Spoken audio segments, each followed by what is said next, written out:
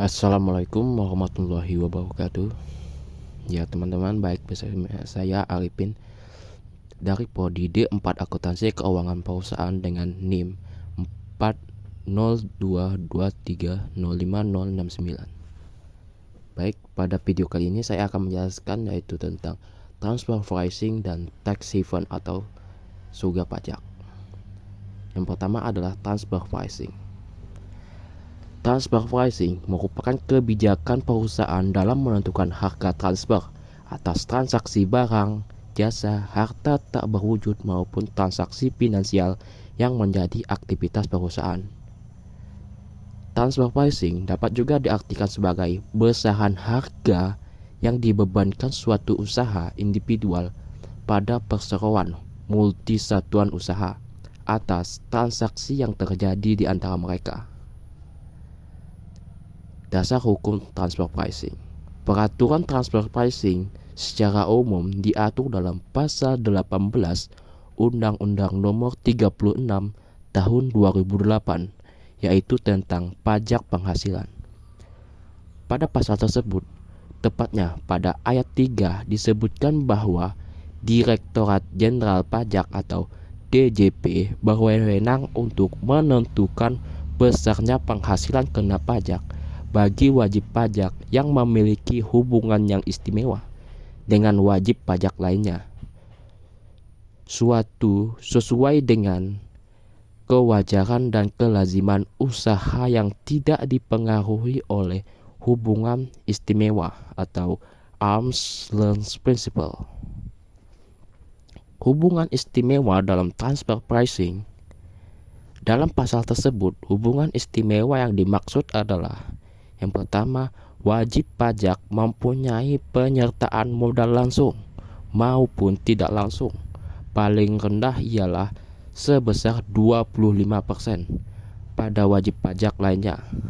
Yang kedua, wajib pajak menguasai wajib pajak lainnya atau lebih wajib pajak yang berada di dalam penguasaan yang sama, baik secara langsung maupun tidak langsung.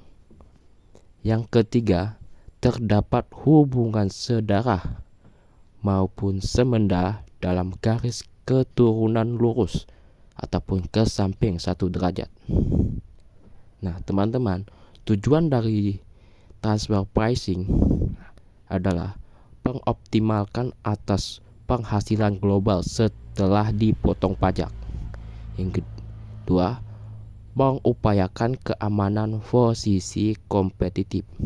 Yang ketiga yaitu sebagai evaluasi cabang perusahaan mancanegara. Yang keempat adalah untuk mengurangi risiko keuangan. Nah, teman-teman, transfer pricing juga digunakan untuk tujuan bisnis yang sah, seperti untuk meningkatkan efisiensi operasional atau untuk tujuan pelaporan keuangan. Namun, transfer pricing juga digunakan untuk tujuan yang tidak sah, seperti untuk menghindari pajak yang berlaku. Selanjutnya yaitu adalah mengenai surga pajak atau tax haven. Tax haven country adalah kebijakan pajak suatu negara yang dengan sengaja memberikan fasilitas pajak berupa penetapan tarif pajak yang rendah, bahkan tidak mengenakan pajak sama sekali. Hal ini bertujuan agar penghasilan penduduk negara lain bisa dialihkan ke negara tersebut. Surga pajak atau tax haven. The United States Government Accountability Office memberikan 5 karakteristik tax haven country, yaitu tidak ada pajak ataupun pajak hanya nominal saja. Yang kedua, tidak adanya pertukaran informasi perpajakan dengan negara lain. Yang ketiga, tidak ada transparansi dalam pelaksanaan undang-undang dan peraturan pelaksanaannya. Yang keempat adalah tidak adanya kewajiban bagi usaha asing untuk berada secara fisik pada negara itu. Keuntungan dari tax haven adalah: yang pertama, pendapatan dari layanan keuangan. Negara tax haven seringkali menjadi pusat keuangan internasional, menarik lembaga keuangan, manajemen manajer investasi dan perusahaan multinasional untuk membuka kantor cabang atau entitas hukum di negara tersebut. Hal ini menghasilkan pendapatan dari biaya registrasi, administrasi, dan layanan keuangan lainnya. Yang kedua ialah peningkatan aktivitas ekonomi.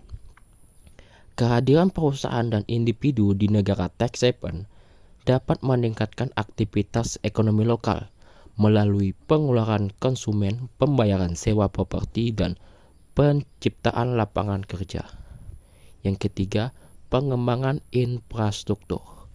Pendapatan tambahan dari layanan keuangan dan investasi asing dapat digunakan untuk mengembangkan infrastruktur, termasuk transportasi, pendidikan, dan layanan kesehatan, yang pada akhirnya dapat meningkatkan kualitas hidup penduduk lokal. Selanjutnya adalah kerugian dari tax haven.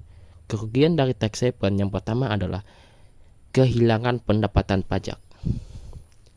Pajak yang rendah atau tidak ada dapat mengakibatkan negara tax haven kehilangan pendapatan pajak yang signifikan, yang seharusnya digunakan untuk membiayai layanan publik dan pembangunan ekonomi.